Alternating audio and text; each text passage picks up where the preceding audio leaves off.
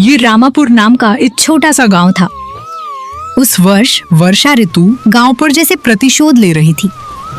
आषाढ़ की शुरुआत से ही मूसलाधार बारिश हो रही थी। नदी नाले उफान पर थे और पुराने मिट्टी के घरों की दीवारें गीली होकर उखड़ने लगी थी। चक्रवर्ती और उसकी पत्नी शांभवी अपने पुराने घर में बैठकर बाहर लगातार होती बारिश और छत से टपकती बूंदों को देख दुखी हो रहे थे। घर की शांति को भंग करते हुए केवल पीतल के बर्तन में गिरती बूंदों की टिप टिप सुनाई दे रही थी।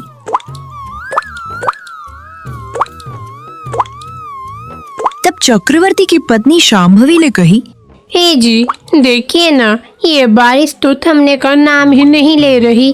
पूरी छत भीग गई है। अब क्या करे?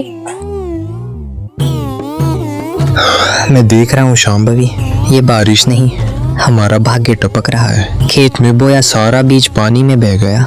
जो थोड़े बहुत पैसे थे वे भी बीजों में चले गए। अब अगर ये घर ढह गया तो हम सड़क पर आ ऐसा मत जाएंगे। कहिए, ईश्वर हमें इतना निर्दयी होकर नहीं छोड़ेगा।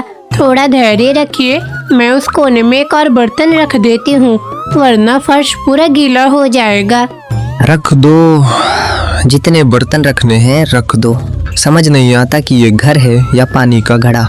बचे हुए कुछ अनाज के दाने भी सीलन की वजह से खराब हो रहे हैं। शांभवी पति को दिलासा देते हुए, आप इतना दुखी क्यों होते हैं? पड़ोसन लच्छावा के घर की आधी छत तो उड़ गई है। हमारा घर फिर भी बेहतर है, कम से कम सिर छिपाने के लिए छत तो है। वो छत भी पता नहीं कब तक। उस पश्चिमी दीवार को देखो, वो कभी भी गिर सकती है।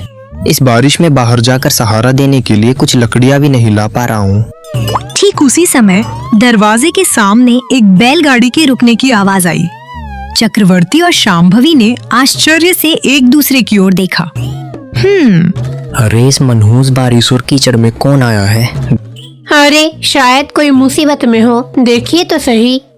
दोनों ने दरवाजा खोला और बाहर देखा। गाड़ी से दो लोग पूरी तरह भीगे हुए और थर थर कांपते हुए नीचे उतरे। उन्हें देखते ही शांभवी का चेहरा खिल उठा, जबकि चक्रवर्ती का चेहरा उतर गया। भैया, भाभी, आप इस बारिश में इस समय?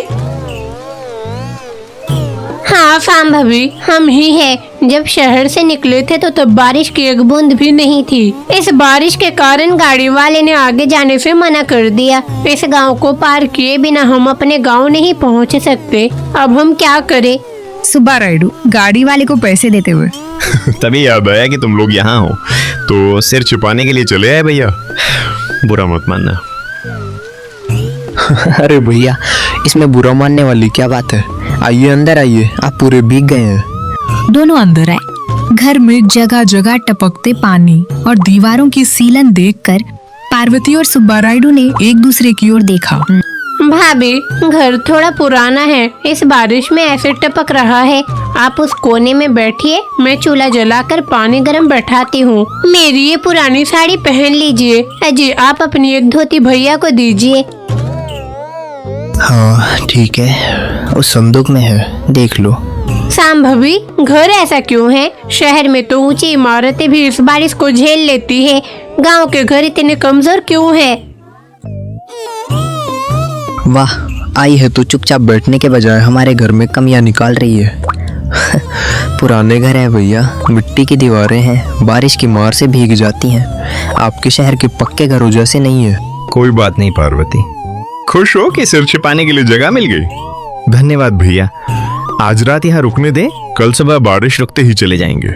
अरे भैया, इसमें धन्यवाद की क्या जरूरत है? आप हमारे रिश्तेदार हैं। रुकिए, इस बारिश में गरम गरम कांजी बनाती हूँ, पीने से शरीर में गर्मी आएगी। पार्वती नाक सिकोड़ते हुए, कांजी? अरे मुझे तो शहर में गर्मा गर्म दूध पीने की आदत है।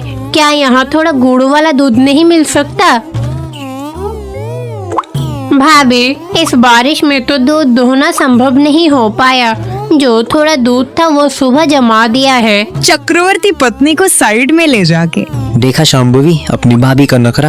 हम यहाँ टपकते घर में रह रहे हैं और उन्हें गर्म दूध चाहिए।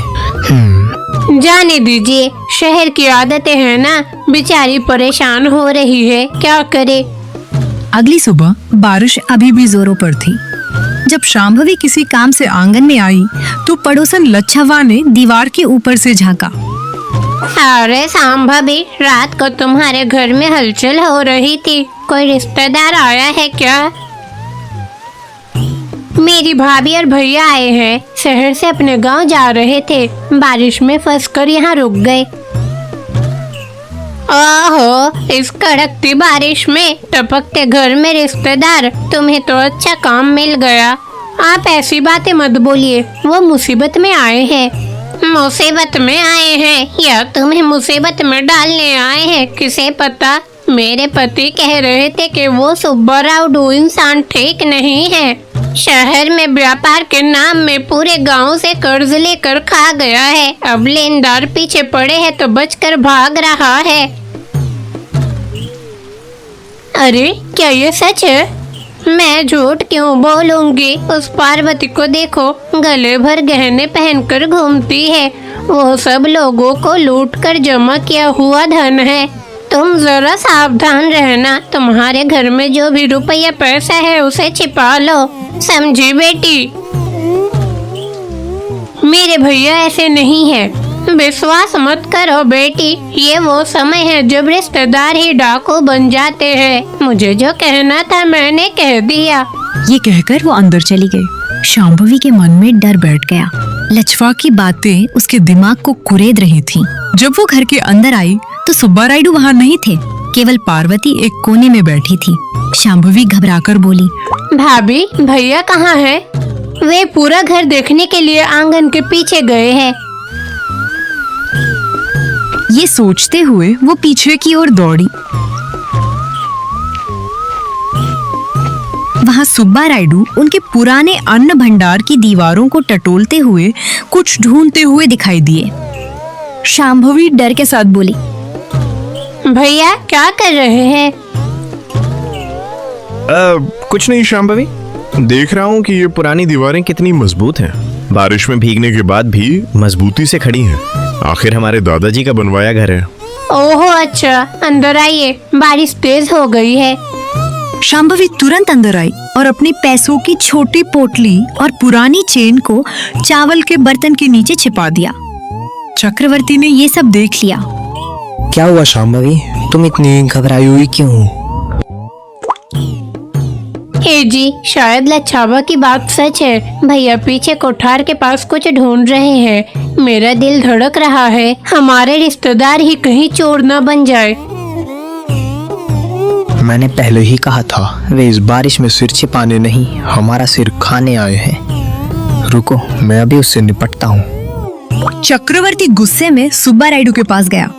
बारिश अभी भी हो रही थी और घर में सन्नाटा था। ओ सुब्बा रायडू, तुम्हारे आने का असली कारण क्या है, अभी बताओ। हाँ, क्या हुआ भैया, तुम इतने गुस्से में क्यों हो? हाँ? नाटक मत करो, पूरे गांव में चर्चा है कि तुम शहर में कर्ज करके भागे हो। क्या उन कर्जों को चुकाने के लिए इस बारिश का फायदा उठाकर हमारे घर में चोरी करने आए हो? जल्दी बताओ।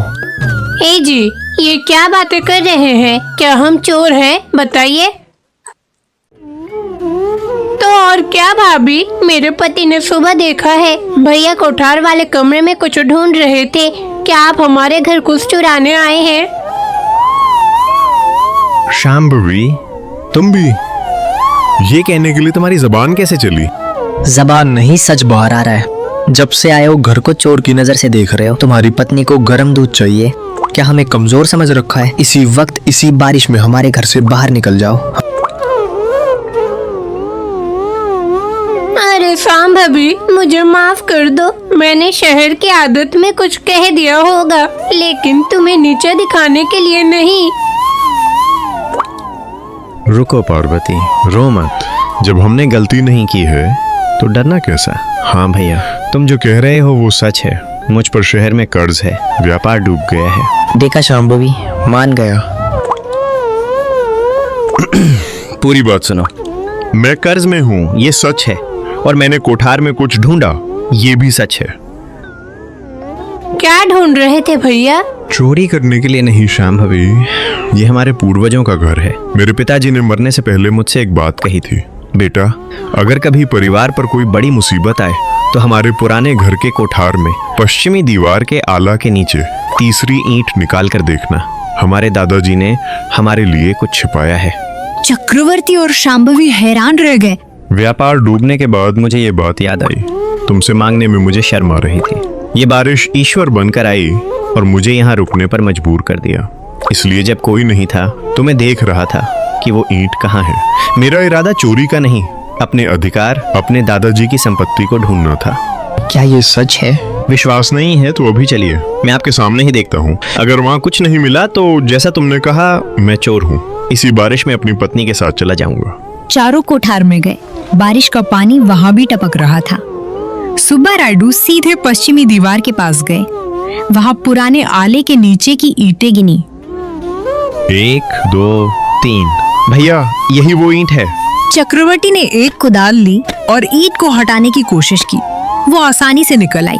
उसके पीछे खाली जगह में एक पुराने तांबे के लोटे पर ढक्कन लगा था। सबकी धड़कनें तेज हो गईं। सुब्बा रायडू ने कांपते हाथों से वो लोटा निकाला। वो भारी था। ढक्कन खोलने पर उसमें पुराने समय के सोने के सिक्के और एक मोतियों का हार निकला। देखो भैया, मैं चोर नहीं हूँ। ये मेरे दादाजी की मेरे लिए छोड़ी गई संपत्ति है। चक्रवर्ती और शांभवी ने शर्म और पश्चाताप से सिर झुका लिया। बाहर पड़ोसन लच्छवा ये सब खिड़की से देख रही थी। मुझे माफ कर दो भैया, तुम जो मेरे सगे भाई जैसे हो। मैंने पड़ोसियों की बात सुनकर तुम पर शक किया। इस बारिश में आए रिश्तेदार को भगवान की तरह देखना चाहिए था। हाँ भाभी, मुझे भी माफ कर दो। हमारी बुद्धि भ्रष्ट हो गई थी। आप हमारी मदद करने आई और हमने ही आपको बुरा भला कहा। अरे नहीं भैया, आपकी गलती नहीं है, परिस्थितियां ही ऐसी थी। और वैसे भी ये संपत्ति इस घर में मिली है, इसमें आपका भी हक है। नहीं भैया, ऐसा मत कहो। ये तुम्हारे पूर्वजों की कमाई है। तुम्हारी मुश्किलें दूर करने के लिए ही ईश्वर ने तुम्हें इस बारिश के रूप में यहाँ भेजा है। हमें ये पैसा नहीं चाहिए, बस तुम्हारा साथ काफी है। देखा शांभवी, इस बारिश ने क्या किया। इसने हमारे दुख भी दूर किए और तुम्हारे मन का संदेह भी। उस दिन से चक्रवर्ती का मन बदल गया। सुब्बा रायडू ने उन सोने के सिक्कों से न केवल अपना कर्ज चुकाया, बल्कि चक्रवर्ती को घर ठीक करवाने में भी मदद की। दोनों भाइयों की तरह साथ रहने लगे। पड़ोसन लच्छवा यह देखकर जलती रही कि उसकी चुगली काम नहीं आई और वे लोग आपस में मिल गए।